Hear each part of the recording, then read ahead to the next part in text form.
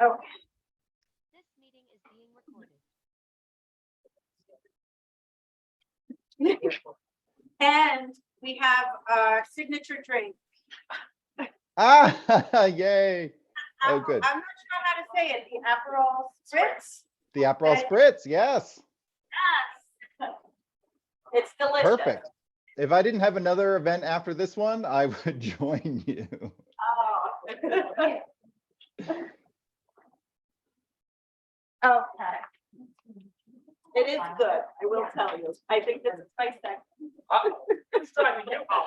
Excellent. Yeah, so I didn't get to tour in person with this book because it came out earlier in 2021.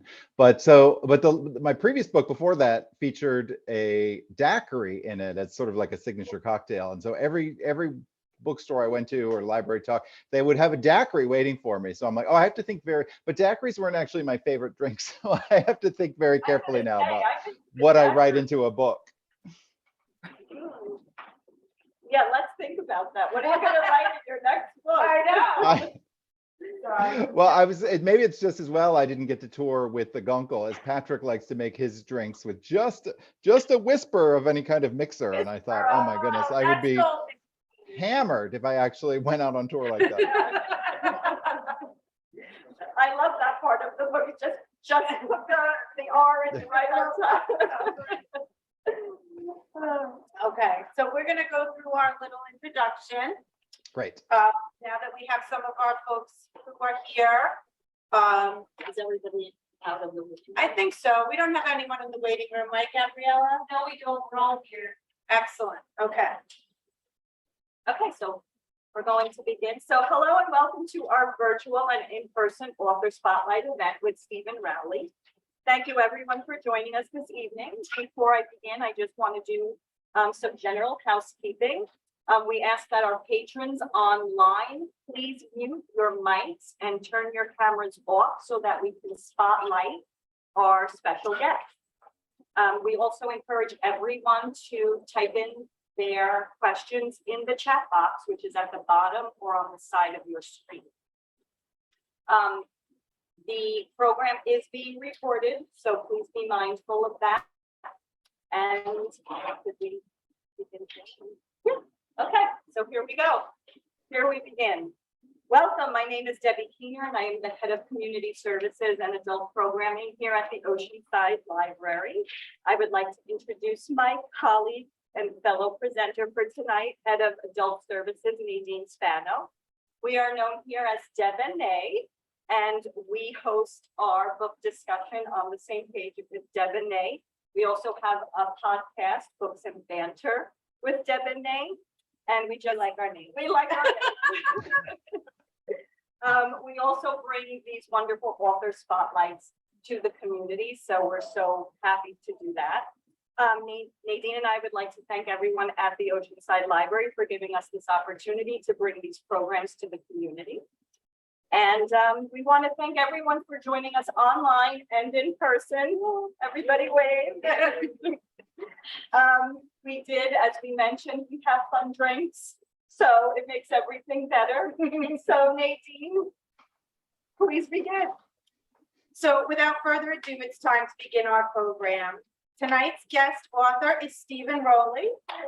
For those of you who are around me this summer, you know that I fell in love with the novel, The Guncle. I knew from the minute I started reading and listening that I had to see if Stephen would join us and share his time, and not surprisingly, he graciously accepted. A little bit about Stephen. He is the best-selling author of Lily and the Octopus, a Washington Post notable book of 2016, the editor, named by NPR and Esquire Magazine as one of the best books of 2019, and The Guncle, a Goodreads Choice Awards finalist for 2021 Novel of the Year.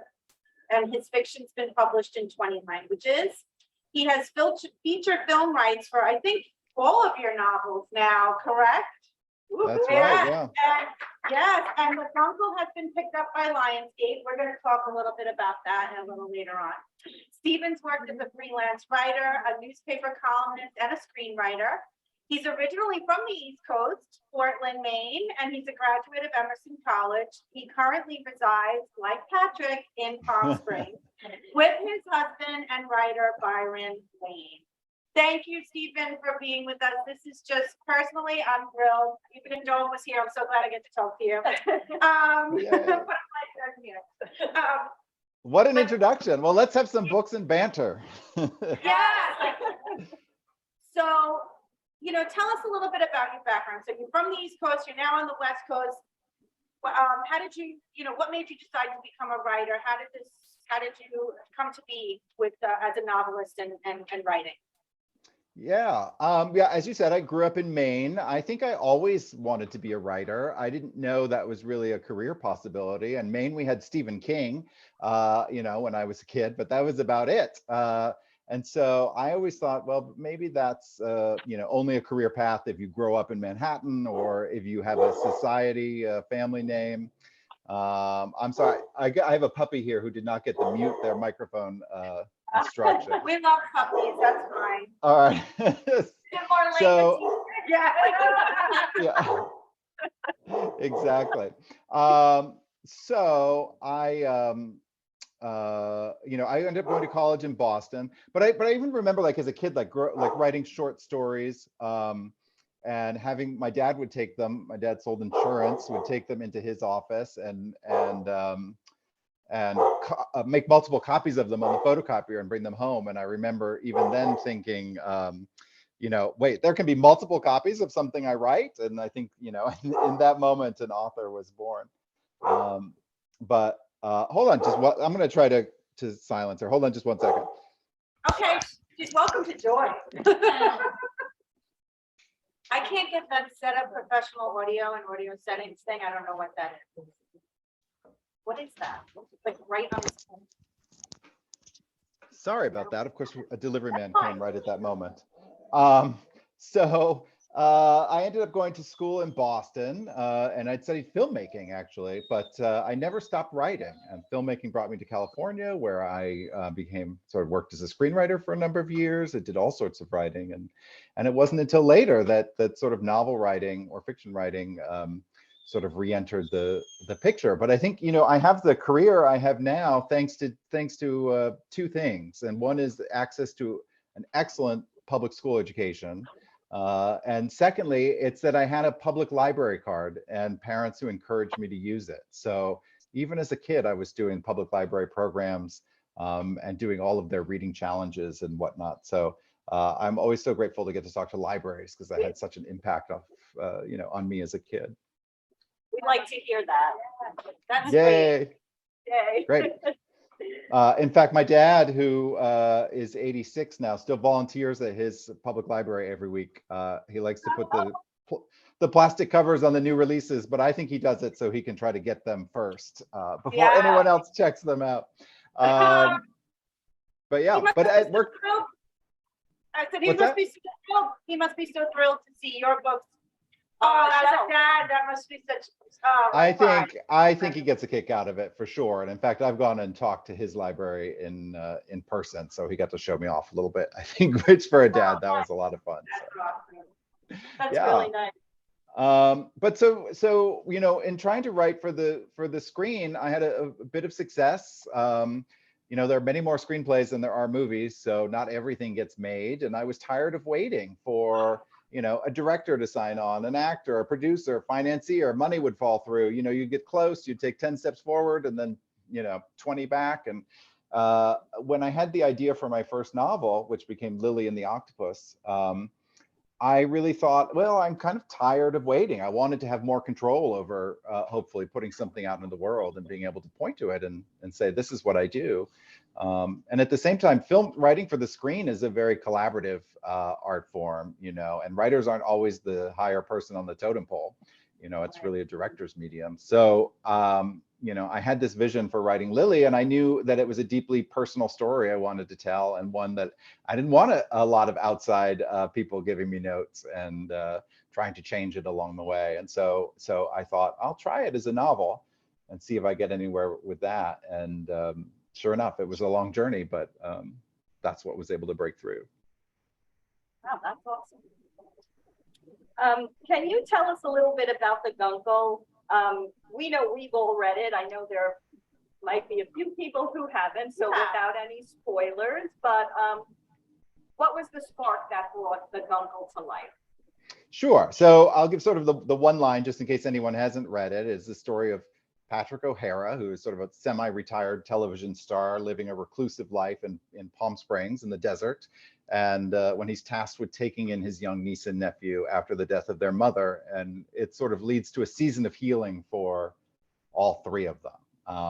I think if you've read the book, there's no doubt that I've inspired or that I have a love for the sort of magical caregiver genre, whether it be Auntie Mame or Mary Poppins or even Maria from The Sound of Music. I love all of those stories. And so I thought, it would be fun to do my own entry in that. But the jumping off point originally was in real life, I am the uncle to 5 nieces and nephews. And it was my brother who was visiting me here in Palm Springs who brought his 2 young boys with him. They were going to spend the week with me. And after 24 hours here, my brother, who's an attorney in Boston, was called back to the East Coast to be in court to represent one of his clients. And he left me with the 2 boys for the rest of the week, which I was wildly sort of unprepared for. That's great. And I had some help that week, but I was posting about it on Instagram, and my editor at my publisher was following along, and she said, at the end of the week, she said, I had such fun watching you flail around that week. Perhaps there might be something fun to write about there. So that was the original jumping off point. I love that. I hope you guys did brunch. We did brunch, and we did even more things that that didn't make it into the book. But I remember the boys were younger than the kids in the book. I think they were only 3 and 5 at the time. And oh wow. they were obsessed with roadrunners. They wanted to see a roadrunner. They'd heard roadrunners live in the desert. And of course, here roadrunners are kind of like pigeons, I could have just taken them to the Chipotle parking lot to see roadrunners. But we went to a zoo. There's a zoo here in the desert. And so I asked if they had roadrunners, and the only one they had was one with a busted leg that was the healing in their aviary. So it didn't get to do much running, but we had fun that week. We mentioned at the start that we had a book discussion last week about the Guncle. The book touches on so many things that we all experience in our lives: loss, love, children, family, and you wrote it with such a sense of humor and joy. Tell us how you balanced the grief. I mean, these are children who lose their mother in the beginning of the story. It's such a horrible, tragic event, yet the book is simultaneously hilarious and you cry, How did you manage that balance? That's definitely the hardest thing in writing a book like this, right? Is getting that balance just right. And sometimes it's surgical, even, you go scene by scene and you have to cut. If you've gone one joke too many, it throws off the whole balance of what you're trying to do. And conversely, if you go too long without giving the reader the ability to take a breath, with a joke for a moment of relief, it can become too dark. And so I'm always very mindful of getting that balance. And it's something I try to do, and then I have an editor and others read it and give feedback and whatnot. But I think when I started out, I imagined this as a much more outright comedic novel. In fact, the circumstances I just said with my brother was not nearly as tragic as the one in the story. But because life doesn't stop while you're writing a novel, I actually, a month or 2 into the writing process, lost my best friend from college to breast cancer, and she left behind a 6-year-old son. And so suddenly I was thinking about grief, and particularly grief in children, in a much different way. And the book became, more serious because of it. But I think it hopefully still strikes that balance, that it's still an enjoyable read, but an honest exploration of grief also. I think at the time, at least Debbie and I spoke about it, that we were just coming off of COVID times, sort of, and this book was we kind of needed some levity, but yet didn't want to forget how serious life was and is for all of us. So it was really the perfect book for the time. Right. When did you write it? Did you write it? Yeah, I was going to say it's the sort of one thing the author has absolutely no control over is the state of the world when their book comes out. And so I actually wrote the bulk of this pre-pandemic in 2019. And I think originally the book was going to come out in 2020 and it got pushed back, for a variety of reasons that had nothing to do with COVID. But, afterwards, there's a lot of talk of, I know writers are sort of wringing their hands a bit about how to address COVID. And indeed, it is a monumental thing that our country and the world has been through. We've lost, more than 1 million people in this country, and we haven't really reckoned with that yet. And I think grief and grieving is going to be a topic that we need to, really be mindful of exploring and not trying to ignore this sort of incredible loss of life that we've had. But that's accidental, in terms of me planning this book. I sort of, I know a lot of writers are struggling with what their COVID book will be. And I kind of accidentally wrote my COVID book before I even knew what it was. It just, to the extent that it's about a character who's been isolating, finding his way back into life, and that mirrored particularly the world when the book first came out in May of 2021, when vaccines were first on the scene and whatnot, and we all had a very dark year, kind of isolating ourselves a little bit more than we wanted to, and with the hope of vaccines we were coming back out. It didn't quite turn out exactly that way or over as quickly as we hoped, but it was a very interesting time to release the book. Yeah.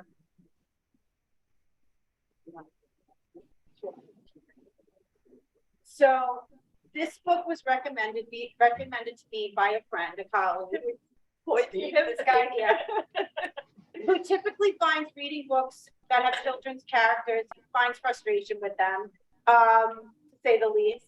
But he loved this book, and he said to me, you have to read it. This was one of my best books of the year, because the voices of Grant and Maisie were so authentic. And it is really, I have to agree, sometimes authors don't quite get kids of a certain age, their dialogue right, but you nailed it. Why did you choose their ages at 6 and 9? And did that experience come from being a Guncle yourself?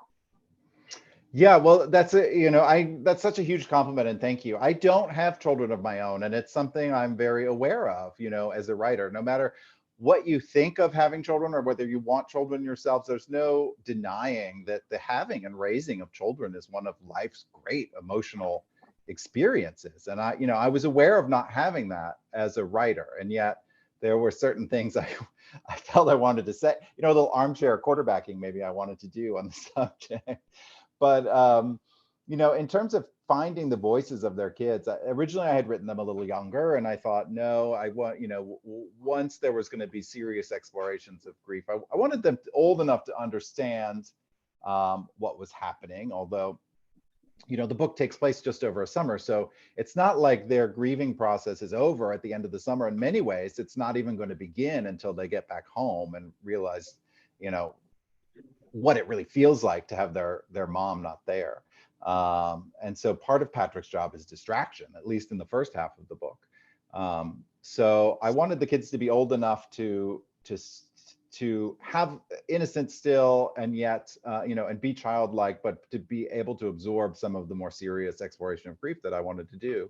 And yeah, it comes a little bit from my own experiences. I have, as I said, in real life, I have 5 nieces and nephews. The oldest is now 14. And the book is dedicated to them. I don't think they've read it, but they know where to find their names in the beginning. But I feel for anyone here who's related to a writer, because we can be sponges. Be careful. And so to the extent that I borrowed anything from them individually, I hope they'll forgive me. I mean, I do. I'm a fun summer place to visit with a swimming pool, so hopefully they'll keep me in mind.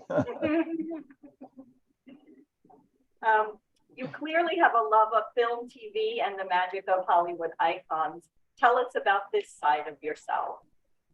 Yeah, I think it's really how, as I said, I lived in the library in the summertime too, but movies held my attention. The first movie that I remember seeing in the theater was Star Wars, and I was 6, so it was like probably the perfect age for that to just open my eyes. But my mom introduced me to a lot of movies like The Sound of Music and like Terms of Endearment, and I'm thinking of movies like those in particular, which have both humor and heartbreak and some serious themes. But Terms of Endearment, particularly the movie, not the Larry McMurtry book, is very different, but the movie is, we remember it as this movie where Deborah Winger is saying goodbye to her kids, and yet if you watch it now, it's one of the funniest movies that's ever been made. It's just really extraordinary, and it comes from these two performances, these two incredible characters, where all the humor is organic to who these characters are, and that just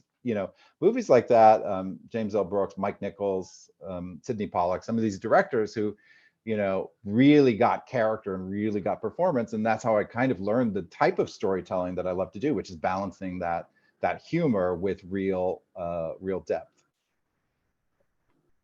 Well, I love the references, like the reference to Greece and and Mrs. Roper, because I always refer to these as my Mrs. Roper earrings, even before I read the book. So I love the references. I appreciated them. Oh, good. Well, and it's partly it's a tactic to choose classic references. In part, if gay men, we love a lot of classic movies anyway. But when you publish a book, particularly, it takes a year or so to write, and then publishing's a long lead industry, so it can be another year or two before it comes out, and then you want people to be reading it well into the future. So you don't want to do too many like current events. You don't want the humor to feel like a Tonight Show monologue where it only references the here and now, because then it instantly feels kind of dated. But if you purposely make some of the reference dated in a way, then hopefully, what you're going for is that it's a little more timeless. It fits so well because of the children also, who then brought the today and the here and now with the YouTube and there. So, even if someone reading the book did not get the reference, it was okay, because we weren't supposed to get all of Catherine's. Right? Like a lot of it goes over the kids' head, so it's okay if it goes over a reader's head here or there. Yeah. Yeah. Absolutely. But it was great. That was great fun. I called Debbie right away, and I'm like, she reads every celebrity biography, like she loves film, and I said, you have got to read this book. And I loved it. Yeah, we were cracking. Yeah, and then again, life happens, and so we lost Olivia Newton-John a couple months ago, and so I immediately thought of that joy that she is right there in the first few pages of the Guncle, and what fun it is to talk about her work. But anyhow, it brought us. It was nostalgic to us too. Like that's what, when I say this book was, it was so special because it brought up all of those things. It was my childhood icons. It was, music I danced to, films I watched with my mom, all of those things. And, we still have children, so some of that we related to also. We love the list. Yeah. Well, I don't know if anybody listened to the audiobook. We did. So I narrated the audiobook, which is the first time I've ever done anything like that. And so when I was writing Grant's Lisp, I thought for a minute I was so genius. I'm like, okay, well, I'm not going to have to tag every piece of dialogue. I'm not going to have to write Maisie said, Grant said, he said, she said. If you put in the Lisp, it'll be clear which kid is talking. And then it came time to narrate the audiobook, and I was like, son of a bitch. Like, I didn't realize I would have to perform this. But I had a good time doing it. Yeah, and the narration, it's actually one of the things I was going to ask you about. I'm glad you said. I was wondering if that was the first time you have narrated an audiobook. We recently had the pleasure of hosting Julia Wayland, who is a very popular audio. Very well known. Yeah, and she has her own novel out now. Yeah. And she told us all about them. It's such a process. It's not just a microphone and you read your book aloud. It really takes a performance.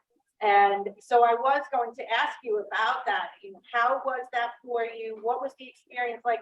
What made you decide to do it yourself? I mean, no one else could have done it as brilliantly. There's no one, but what made you decide to do that?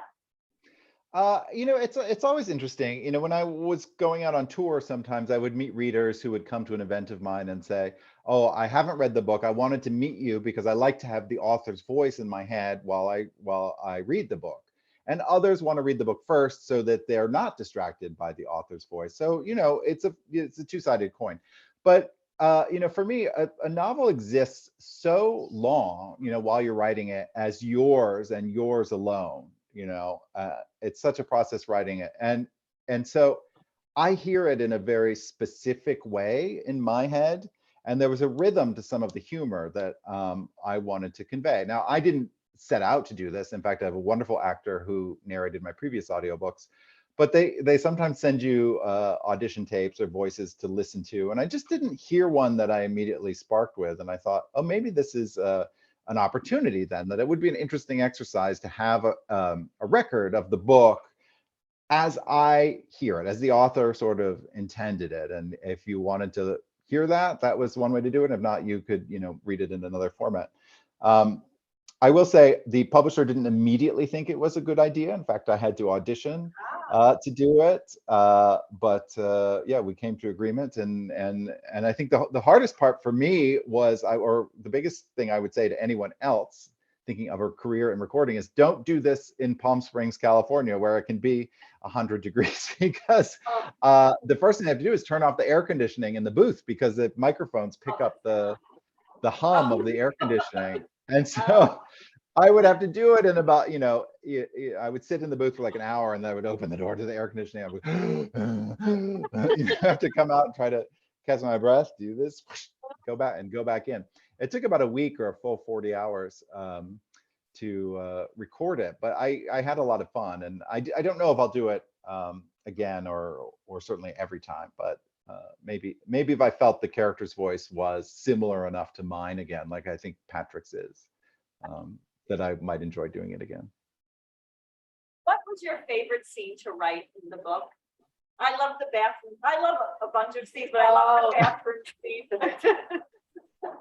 scene. Those scenes, yeah, I mean, obviously, like that's an incredible amount of of fun to do something like that. And really, because you're sitting there, it becomes so visual to you while you write, that I'm laughing in my head watching this play out. And writing humor, particularly in novel format, the return on that is kind of terrible, in that I'm typing away thinking something's funny, and then I look at I was like, oh yeah, no one's here to laugh, and it may be a year or two before anybody does read it, and oh, by the way, I won't even be there to hear them laugh when if they do. So but it's still the funny scene. The Christmas scene was a lot of fun to write, just that big, boisterous, filling that house with life again, halfway through the book, which is a real sort of turning point, I think, particularly to where Patrick is. That was a lot of fun after writing quieter, less joyous scenes before that. I don't know if any. Okay. I was just gonna say, I do have a a Pepto-Bismol pink Christmas tree, just like Patrick does. But I got mine afterwards, and then I took the receipt to my accountant and said, this is a business expense, and he looked at it. You should take it on your book tours with you. Yeah, exactly. I was going to say, I don't know if anyone else felt the same way, but there were certain times reading the book that, especially when I started it, I didn't know what to expect. Is this a funny, like it starts off and it's hysterically funny, but there's this sad element to it. And,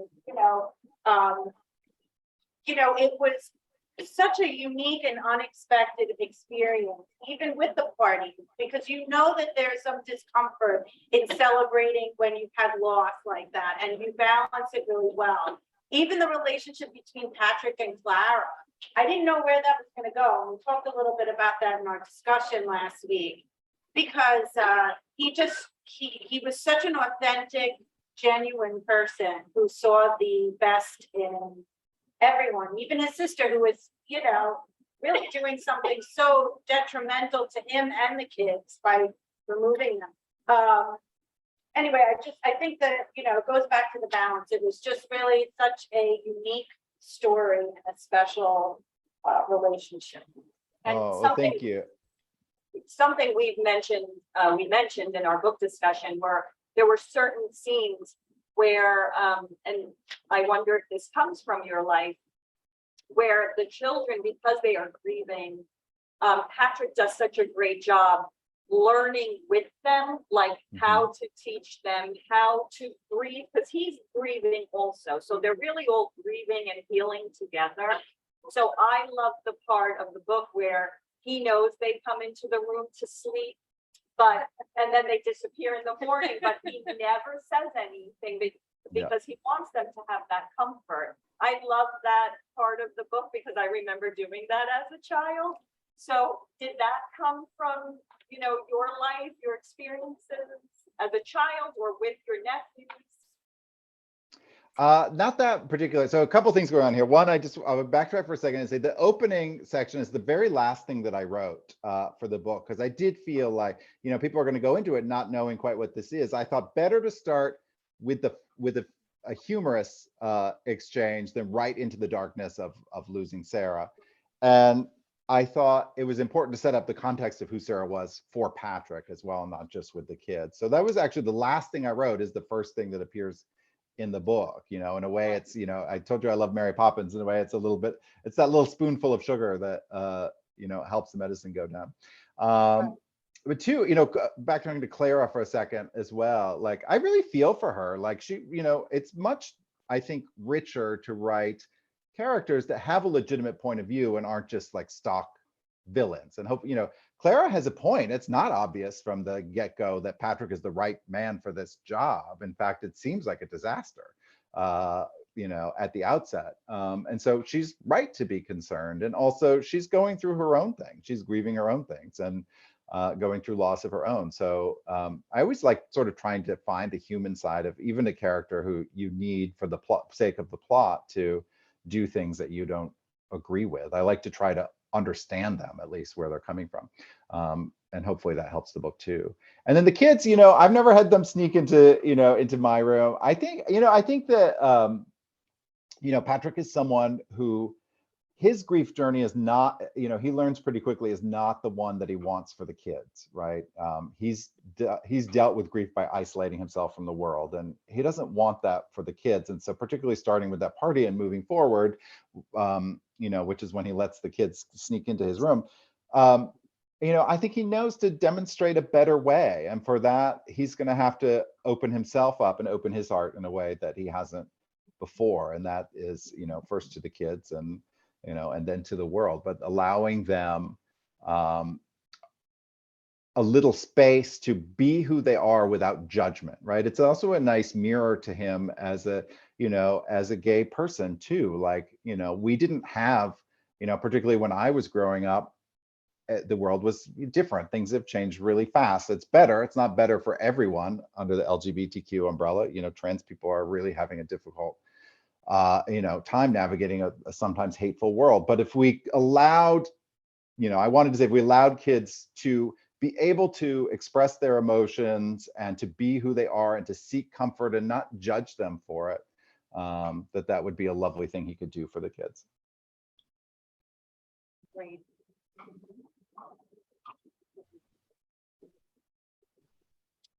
So Lionsgate and the film. This is all very exciting. Is it true I think you mentioned it already here that you're writing the screenplay for it? I did, yeah, I did adapt the screenplay myself. It's not always a good idea for the novel writer to do that. It works for me because I have some experience in the area. But the first thing you have to do kind of is tear the book apart a little bit and put it back together in a way that works visually and not just you know, this one already, I think, you know, it's a dialogue heavy book. You know, there's a lot you can lift up and put in the movie, but sometimes, you know, you read a book that's written, say, in the first person or something, and you have access to a character's every thoughts.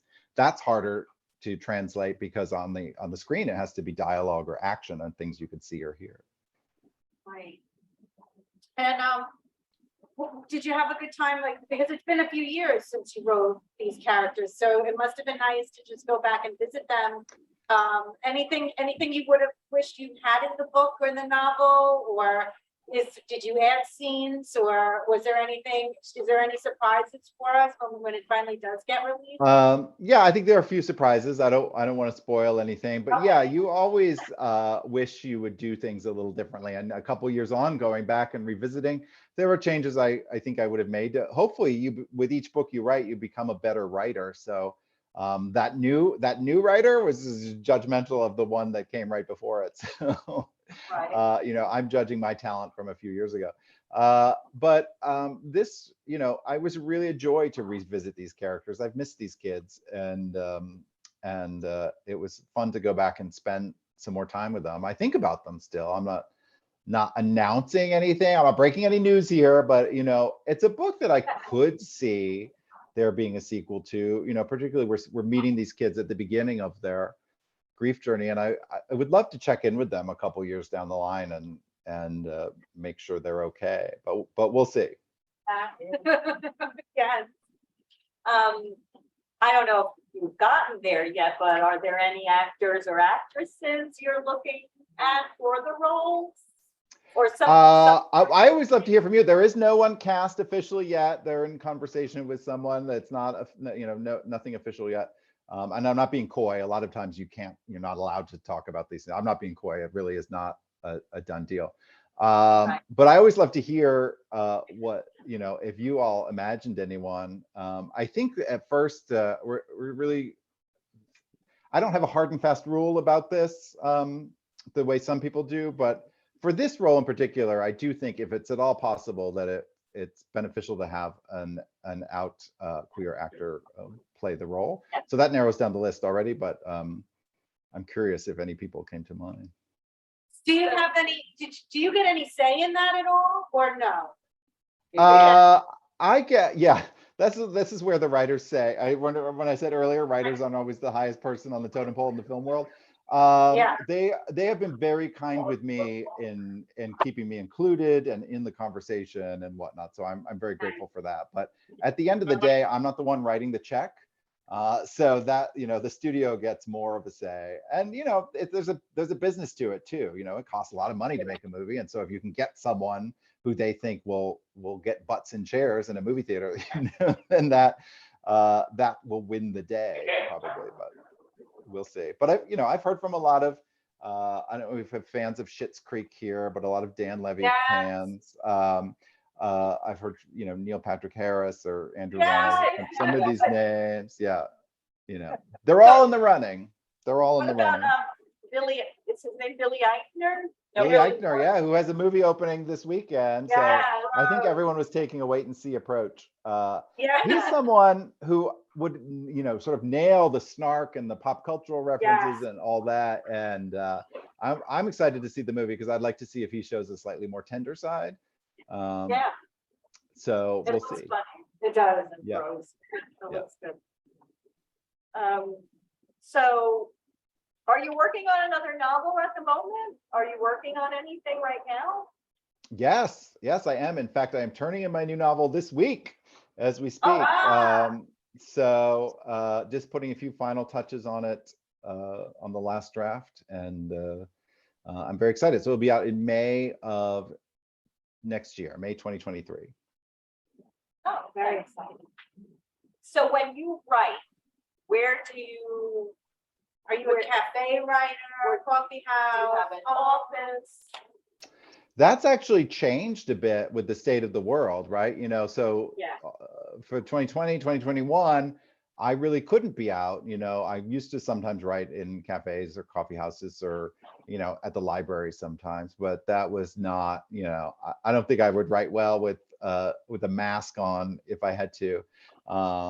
So I largely write at home now. It's just that, I've gotten used to that, and I've gotten used to being more in control over the environment. The problem with being out in public is, writers, we love to observe. So if someone's having an interesting conversation at the next table, I'm like, But I do think of it as an input output business, right? So the output is the writing, but the input is living life and being out in the world and observing not just people, but experiencing life and events and activities and things that inspire the writing. And that's the part that's been really difficult for writers over COVID. I think is, even when you are out in the world, people are behind masks now in ways it's harder to observe people in one way, although we're seeing some good and not so good behaviors from people during these times as well. But it's the input part that's been more difficult as we've sheltered more at home the past couple of years. We lost a coworker during COVID, not to COVID, but he was a writer, and while things were shut down, he's exactly where he would have loved to sit here right now and hear this, because that was what he said to me. I cannot stand being home. I need to be outside. I need to overhear conversations. I need to observe everything. So he would have absolutely would have agreed with you. That was so hard. Novel writing. Well, I'm sorry. I'm very sorry to hear that. But novel writing in particular is a very solitary endeavor, and so sometimes it just helps to do it and remind yourself that you are part of a larger world. And so even if you're not observing or eavesdropping, it's nice to be around people sometimes. Yeah, so actually we'll take some questions from the room and then we'll move on to the chat. Does anyone here have any? But definitely 100%. Okay. This is Judy. So the turning point for me in that book was when he wrote a letter to Joe. That was the thing. And so in that letter, he says to Joe, I don't know where you are, maybe you're hanging prayer flags. And then he also kept changing the last name of his agent to different names of mountains. Was there a correlation? Was that intentional, the prayer flags and the mountain names? No, that was a coincidence. That's a really wonderful observation, though, and one I've not heard before. I get some of the same questions again and again, but I love hearing ones that I've never heard before, because sometimes there are these sort of happy accidents. There are prayer flags hanging, of course, yeah. So I'm going to make this quick. My grandson, who's only 6 months old, my son and daughter-in-law have prayer flags hanging on the ceiling in his bedroom. So when I read that in the book, I was like, yes, somebody else understands what these prayer flags.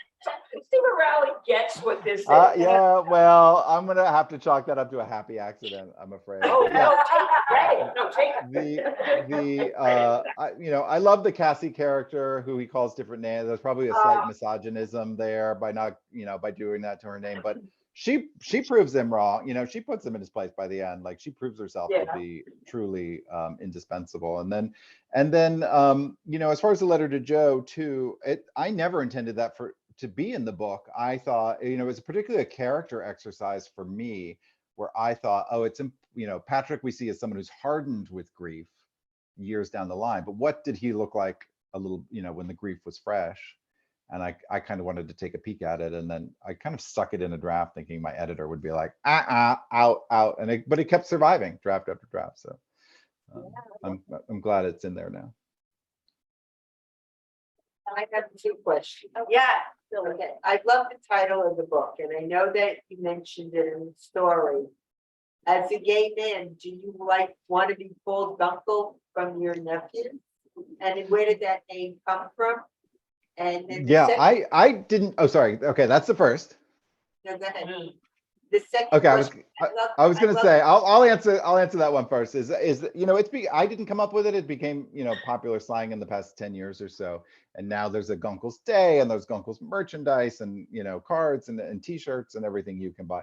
I tried to call the book anything but. I didn't. Again, you write a book, you want it to have a long shelf life, and I was worried with language that's so trendy that what if 10 years from now no one remembers what that means again? And so but there's a certain point where I couldn't write around it. It's like, it is what it is. And so I went with that. When my nieces and nephews were really small, they couldn't say uncle, and they said apple, so I was Apple Steve for a while, and I thought that was really adorable. That's cute. And also the book cover, I loved it. Who did you have a say in the book cover? on how. I love this book cover, and you know, authors have contractually, I think the language is like meaningful consultation, which tried defining that in a court of law. So they were kind enough to ask me for my input. And Palm Springs, you know, is the other character in this book, and that's you know, it's a place that is, part of it is very stuck in the 1950s and 60s. So I loved having that sort of I Dream of Jeannie kind of style of animation that sort of harkens back to a simpler, easier time. And you mentioned that the beginning of the book you put was the last thing you wrote. Mhm. Did you have an idea of how the story was going to progress when you started it? Or did it evolve as you were writing it?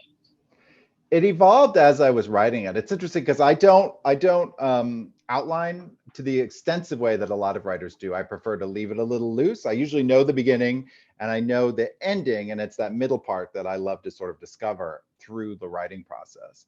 And you know, it was a weird case with this one where I thought I knew the beginning, and it kept changing over the course of writing, because you know, tone, giving the reader a real entry point, was a tough thing, because there's a lot of different ways you could go, and different ways that might turn people off. Like, oh, I don't want to read a book about kids who lost their mother. And I wanted to promise them that there's a way we could do it to honor the mother and still have it be an enjoyable reading experience. I loved it. I really enjoyed it. Oh, good. Any other questions? Yeah, one of my favorite scenes was the hospital scene. And I had listened to the audiobook. And I was just wondering, when it came to now performing for the audiobook, did it take you time to step back and think exactly how you were going to emote in that scene to make it come out as powerful as it was? It's definitely something yeah, I had to give that a lot of thought. And I actually don't listen to a lot of audiobooks. It's not how I consume books. And part of what it's not that it turns me off about audiobooks, but what makes it not the right format for me is sometimes you get that sort of NPR voice or something where the phrasing is very, you know, people read it in this way at a certain speed, and it doesn't quite convey the emotion to me in a way. And I really wanted to convey emotion. So instead of trying to do a narrator voice, I just wanted to read it. I just wanted to read the story, because I think the elements are there if you just put, you know, just build, that hopefully, without trying too much to perform it, that it would come through. And I'm happy to hear that it did.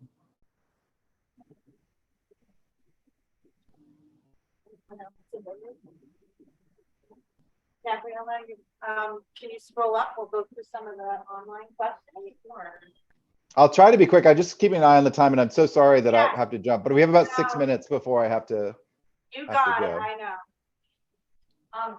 That right there is where the questions start. Oh, I thought there was some other one. It was just, you have a lot of love in the chat. Oh, okay, a lot of love. Which is really nice. Oh, good. A lot of people have listened to the audiobook as we were just discussing, so that's nice, of course. One thing that I wanted to say, I know we don't have a ton of time, but I know that you mentioned earlier about the comical scenes, and I just loved hearing your voice throughout the scene, because like your delivery on all of the jokes between you and the kids. I specifically remember one part where you spoke about not wanting to be called Pat. I used to come in every day after listening to it and say to Nadine, like, I'd repeat little things that I heard you say, and I was just cracking up on my way to work. So thank you for that. We have here, just one of the questions was, did your nephew have a list? He did have a list. He did have a list, and he's growing out of it now. Last time I went home, I was like, wait, who are you? Because they changed so much. They're all in New England. They're all in New England. So Oh, I don't get okay. to see them as much as I would like, but yeah. And the key to writing that, I think, is just hitting it enough to suggest the voice to the reader, and not so hard that you want the reader to stumble over it. And that's what I tried to do in the reading of it as well, is just perform enough and not really get bogged down in it. But Another question that we have here is, would you like to share any of the movies that you've written for? I'm yeah, not sure. absolutely none of them have been made. So yeah, so I'm sorry to say. It's weird that you can make a living, I sold something, I rewrote something else.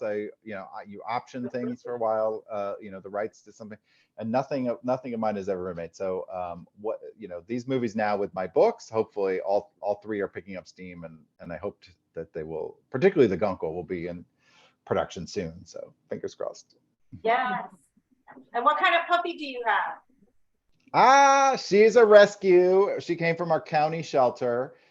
She was about 6 months old when we got her, and we've had her for about 6 months. So I thought she was a scruffy little terrier mix, but I brought her to the vet the first day we had her, and the vet said, "Oh, she looks like an Irish Wolfhound," which then I Googled Irish Wolfhound, and it said, "World's largest dog breed, can be 7 feet tall on their hind legs when fully grown." And I was like, "What?" Now she's not that big. She is obviously mixed with something, hopefully like Chihuahua or something small. But she's a real sweetheart. And there's anybody who wants to follow me on Instagram or Twitter, I'm at Mr. Mr. Stephen Rowley, and there are plenty of pictures over there. Yeah. Well, we just want to thank you so much. We know we have another event right after, so we really, all of us here enjoyed the book. So it's so great. It's so lovely to hear, and thank you. All these specifics, and when it's so great, you never know. You're not there when an audience reads it, so you never know like what hits and what people resonates with readers. And so it's always so great to have conversations like these. For me, it's really uplifting, particularly when I'm trying to get this new book across the finish line. So it's given me great energy to finish. Great. Well, thank you for sharing your time with us and being here tonight. I know you got a lot going on, so we really appreciate it, Stephen. Thank you so much. Thank you, and I'm going to keep writing, so hopefully I can come back and maybe in person one day. Yay. And thank you all. Thank everybody for supporting libraries. They have done so many essential services for us, particularly the past 2 years. So yay, libraries. Thank you. Thanks, Stephen.